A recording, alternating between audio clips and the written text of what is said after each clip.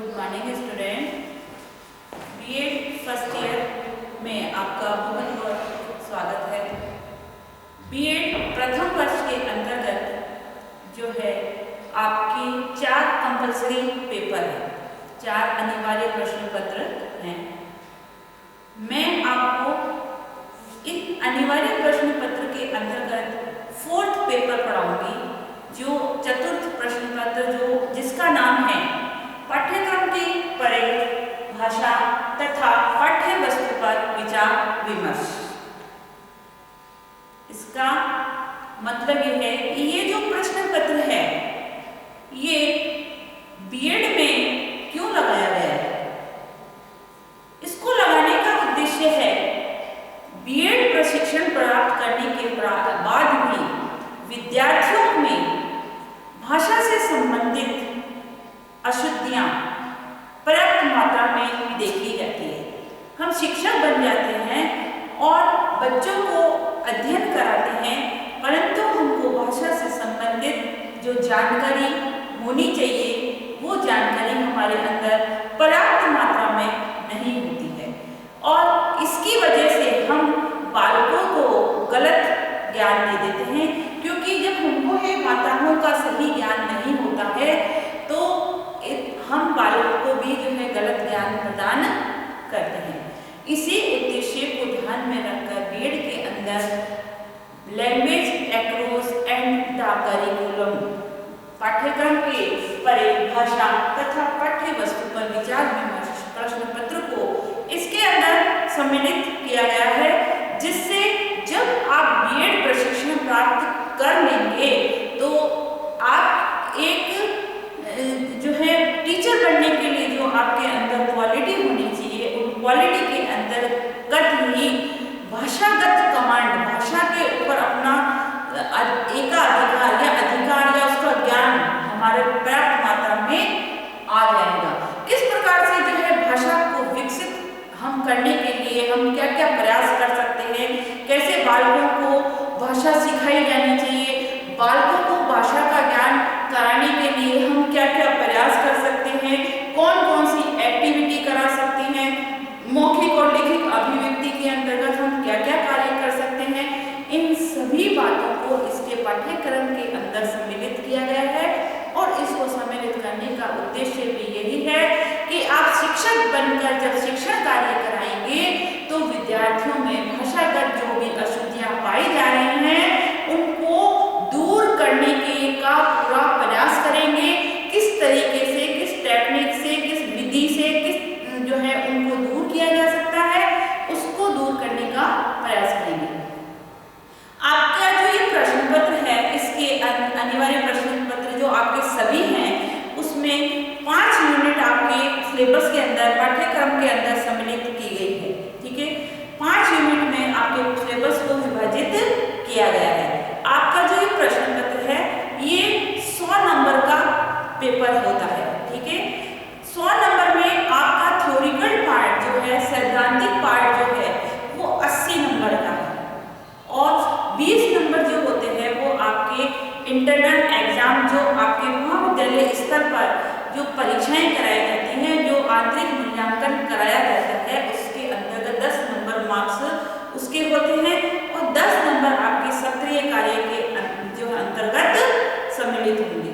जो आपको 10 और 10 20 हो जाते हैं और 80 नंबर का आपका क्या होता है, पेपर होगा जो विश्वविद्यालय स्तर पर होगा।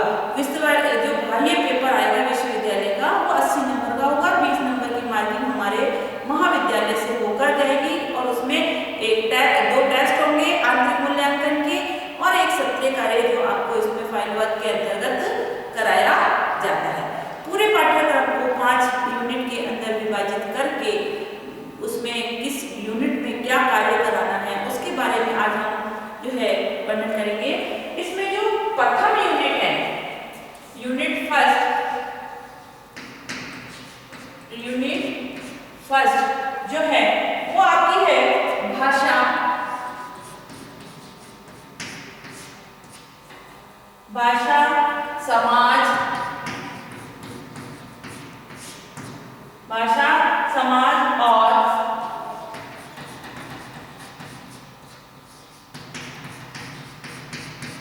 सामाजिक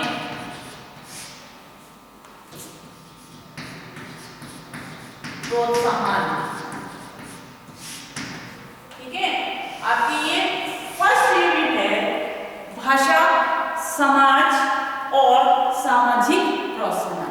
अब ये जो हम पॉइंट्स, जो इसकी हेडिंग है, इसको देख के भी हमको विदित हो जाता है, इसको पढ़ के हमको समझ आने लग जाता है कि इस यूनिट के अंतर्गत क्या बात समझाने का प्रयास किया जा रहा है। तो इसके अंदर जो है, पहले हम लोगों की भाषा क्या है, ठीक है, भाषा जो है की विशेषताएं क्या है, भाषा अर्जित संपत्ति है या उपार्जित संपत्ति है या सीखी जाती है, क्या है, भाषा से संबंधित सारी जो विशेषताएं हैं, भाषा का महत्व, प्रकार इत्यादि के बारे में सारी जानकारी होगी। भाषा विचार में, क्योंकि मनुष्य एक सामाजिक प्राणी है और सामाजिक प्राणी होने के कारण समाज में रहकर वो अपने विचारों का आदान प्रदान भाषा के माध्यम से ही करता है। ठीक है, यदि भाषा नहीं होती तो मनुष्य भी पशु पक्षी के समान ही होता, जो अपनी भावनाओं, इच्छाओं, कल्पनाओं, अपनी जानकारी, अपने ज्ञान को हस्तांतरित नहीं कर सकता। भाषा एक ऐसा सशक्त माध्यम है जिसके द्वारा मनुष्य अपने विचारों का, अपने ज्ञान का, अपनी जानकारी का आदान प्रदान करता है। तो भाषा जो है, इसकी विभिन्न विद्वानों ने जो है परिभाषा दी है। कोई कहता है कि इसका जो ध्वन्यात्मक वर्णों का जो कंठ से उच्चारित ध्वनि है, वो उसको भाषा कहा है। पर कंठ से तो पशु पक्षियों की भी आवाज निकलती है, पर कंठ से जो ध्वनि निकल रही है उसमें क्या है कि उस ध्वनि का कुछ अर्थ निकलना चाहिए। मनुष्य सबसे ज्यादा बुद्धिजीवी प्राणी है इस प्राणी जगत के अंतर्गत, और उसी के कारण से उसने जब कंठ से जो उच्चारित ध्वनि निकली, धीरे धीरे, आदि मानव की कोई भाषा नहीं थी। जब धीरे जंगलों में पशु पक्षियों के समान ही मनुष्य जब रहता था, तो जैसे अपने अंदर ही वो लीन रहता था, अपनी बात को वो किसी को प्रदर्शित नहीं कर सकता था, क्योंकि भाषा का विकास नहीं हुआ था। धीरे धीरे अपनी बुद्धिमत्ता के कारण जो है, उन्होंने भाषा का जो कंठ से ध्वनियाँ निकलने लगी, उसको एक रूप, ध्वन्यात्मक ध्वनि को एक रूप देने का प्रयास किया, और धीरे धीरे वह भाषा के रूप में विकसित होती चली। पशुओं की ध्वनि से भाषा का विकास इसी वजह से नहीं हुआ क्योंकि उनमें मनुष्य से कम बुद्धि होती है और वो सिर्फ आवाज निकालते हैं, वो अपने उन संकेतों से ही समझ जाते हैं कि कौन क्या कह रहा है, और उनकी भाषा को हम नहीं समझ सकते हैं। तो भाषा जो है क्या कहता है, व्यक्ति के विचार विनिमय का एक सशक्त माध्यम है, जिसके माध्यम से वो अपने विचारों का आदान प्रदान करता है, दूसरे के विचारों को ग्रहण करता है, दूसरों के ज्ञान को लेता है, या दूसरे को ज्ञान प्रदान करता है, समस्याओं का समाधान करता है, और एक सामाजिक समाज में रहने के लायक बनता है। तो इसमें जो है, पहले में जो इसका यूनिट में जो बताया है, इसमें समस्त भाषा का अर्थ, परिभाषा, विशेषताएं, महत्व, प्रकार इत्यादि को इसमें स्पष्ट किया गया है, और भाषा को विस्तृत रूप से समझाया गया है कि बालक के लिए भाषा क्यों अनिवार्य है, किस प्रकार से भाषा का जो है विकास हुआ है। इसमें जो आपका इस फर्स्ट यूनिट में जो पहला सब यूनिट है, वो है आपका, इसमें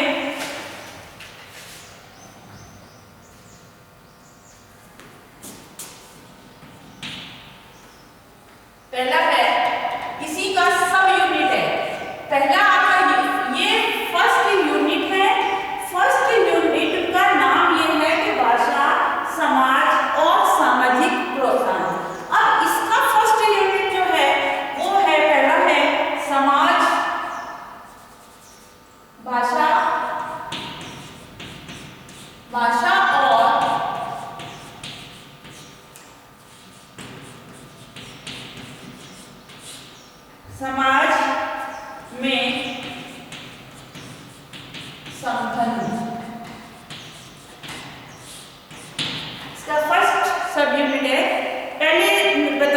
भाषा क्या है, भाषा की अर्थ, परिभाषा, प्रकार, महत्व, विशेषताएं, ये सब इसमें आएगी। फिर भाषा और समाज का क्या संबंध है, ठीक है, क्योंकि समाज कैसे बना, मनुष्यों का समूह, और समूह कैसे विकसित हुआ, भाषा के द्वारा। भाषा के माध्यम से ही व्यक्ति विचारों का क्या करता है, आदान प्रदान करता है, और उसके माध्यम से ही हम अपने जो है एक समूह के साथ रहने के लायक बनते हैं। यदि भाषा नहीं होती तो समाज भी नहीं होता, और समाज में व्यक्ति को एक प्रतिष्ठित करने में, एक स्थापित करने में, एक उसकी मतलब पर्सनैलिटी को डेवलप करने में भाषा की अहम भूमिका मानी गई है, जिसके माध्यम से वो अपने विचारों की अभिव्यक्ति करता है, दूसरे के विचारों को ग्रहण करता है, और भाव अभिव्यक्ति का एक सशक्त माध्यम जो है भाषा को ही माना गया है, ठीक है। फिर दोनों में क्या संबंध है, भाषा और समाज आपस में बहुत जुड़े हुए हैं। भाषा के अभाव में समाज का निर्माण नहीं होता, ये समाज के निर्माण में भाषा का निर्माण नहीं होता। क्यों? क्योंकि भाषा हम अपने विचारों की अभिव्यक्ति व्यक्तियों के साथ करते हैं, समूह के साथ करते हैं। यदि हम अकेले रहते और भाषा का डेवलपमेंट हो जाता तो हम अपनी भावों की अभिव्यक्ति नहीं करते, किसी के सामने नहीं करते। दोनों एक दूसरे से बहुत घनिष्ठ रूप से जुड़े हुए हैं, जिसके द्वारा ही एक दूसरे से वो जुड़े होने के कारण ही भाषा अपना विस्तार कर सकती है और समाज अपना विस्तार कर सकता है, ठीक है। इसका दूसरा सब यूनिट है, दूसरा सब यूनिट है बहुभाषिकता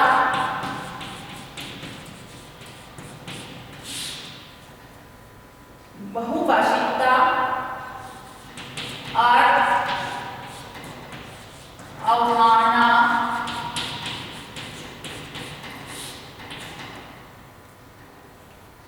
भारतीय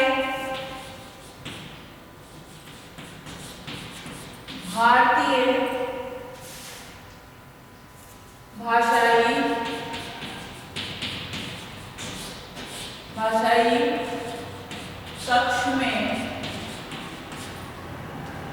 कक्ष में स्थिति। दूसरा इसका सब यूनिट है कि बहुभाषिकता क्या है। ऐसा माना जाता है बहुभाषिकता, जैसा कि नाम से ही विदित होता है, बहु मतलब बहुत सारी और भाषिकता मतलब बहुत सारी भाषाओं का ज्ञान। तो बहुभाषिकता से मतलब क्या हुआ, एक व्यक्ति को ऐसा माना जाता है कि सामान्यतः 3 से 4 भाषाओं का ज्ञान होता है, जिसके द्वारा वो विचारों को, ज्ञान को ग्रहण करता है, विचारों की अभिव्यक्ति करता है। फॉर एग्जाम्पल, एक जब हम पैदा होता है, बालक जिस परिवार में पैदा होता है, उस परिवार में जो भाषा बोली जाती है, प्रथम बालक उसी भाषा को सीखता है, ठीक है। हिंदी बोली जा रही है, उर्दू बोली जा रही है, उड़िया बोली जा रही है, पंजाबी बोली जा रही है, बंगाली बोली जा रही है, मद्रासी, जो भी भाषा जिस घर में बोली जाती है, बालक उस मातृभाषा को ही सीखता है। फिर जिस देश में हम रहते हैं, उस देश की जो भाषा है, जैसे हम भारत देश के निवासी हैं और हमारी राष्ट्रीय भाषा हिंदी है, तो हम हिंदी भाषा को अब जो है अध्ययन अध्यापन के लिए जब बालक विद्यालय में जाता है, तो हिंदी और अंग्रेजी 2 भाषाओं को अनिवार्य रूप से सिखाया जाता है, जिसके माध्यम से बालक अपने विचारों को अभिव्यक्त कर सकता है, ठीक है। फिर अब कितनी भाषा होगी बालक ने सीख ली, एक जो परिवार की भाषा सीखी वो, एक राष्ट्र की हिंदी और अंग्रेजी की अनिवार्य रूप से पढ़ाई जा रही है वो, और इसके बाद उसको आवश्यकता है और वो कहीं दूसरी स्टेट में, दूसरे देश में जा रहा है जहाँ की भाषा दूसरी हिंदी और अंग्रेजी के अलावा दूसरी भाषा है, तो वहाँ पर उसको जीवन निर्वाह करने के लिए या जिस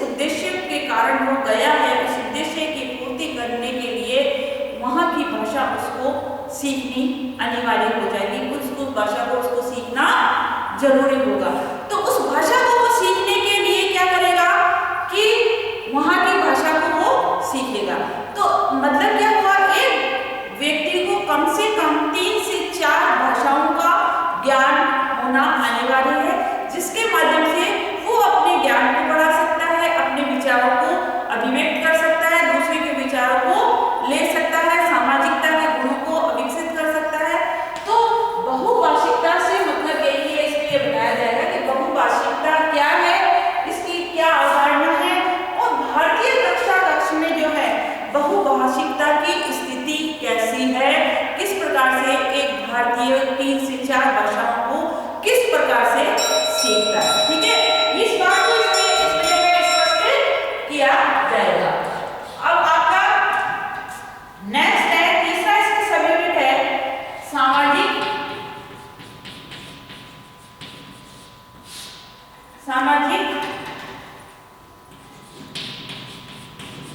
प्रोत्साहन।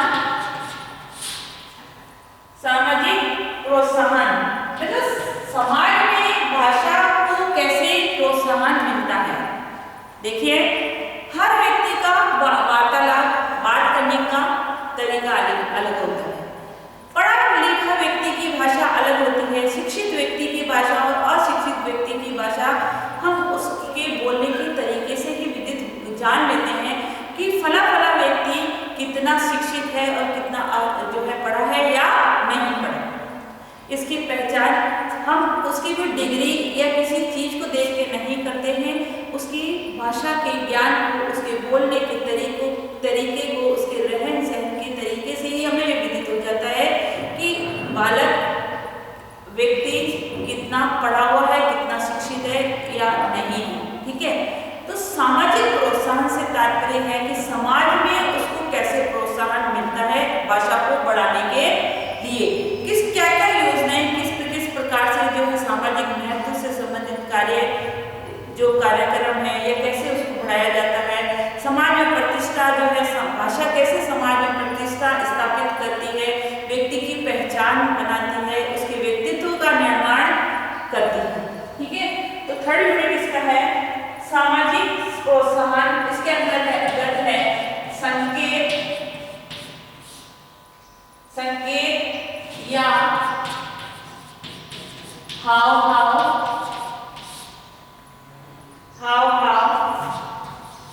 भावात्मक और मुख्य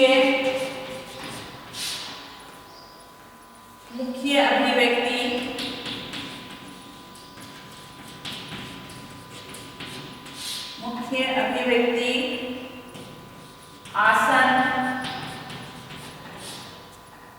आसन और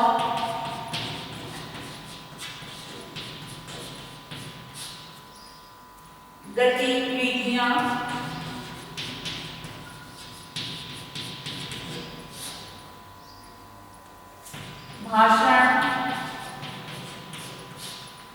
भाषण का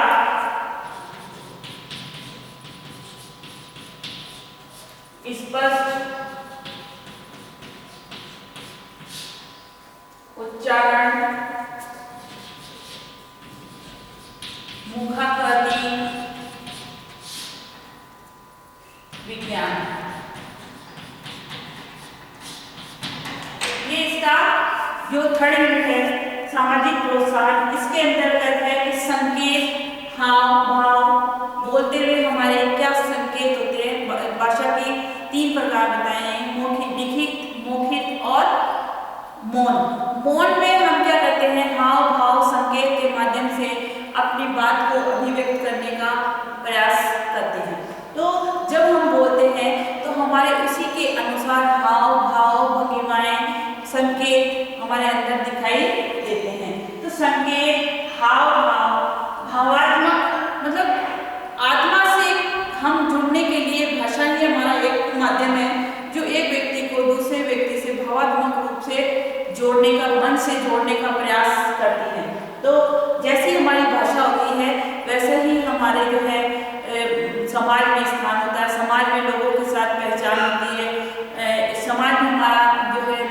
सम्मान उसी के माध्यम से करते हैं।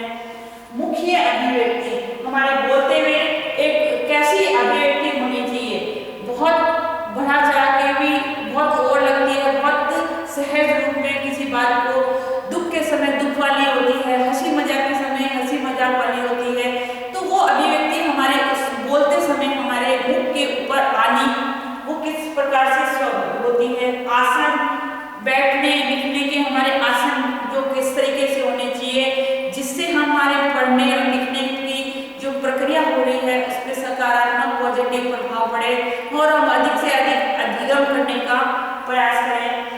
गतिविधियां, भाषा को डेवलप करने के लिए एक शिक्षक होने के नाते हम क्या क्या गतिविधियां आयोजित कर सकते हैं, क्या क्या चीज हम सिखा सकते हैं, वो बात इसमें है।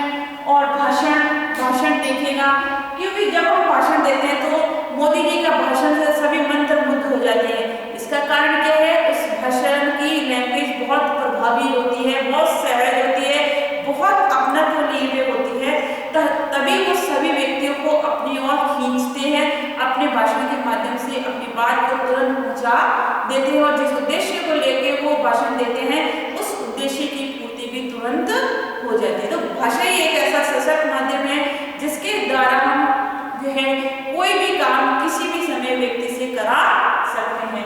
और इस पर उच्चारण में बालक जब उच्चारणगत अशुद्धियां करता है, उन अशुद्धियों को हम एज ए शिक्षक कैसे दूर करा सकते हैं, क्या क्या हम उसके लिए प्रयास करेंगे, एक कक्षा के अंतर्गत कौन कौन सी गतिविधियों का आयोजन करेंगे वो आएगा।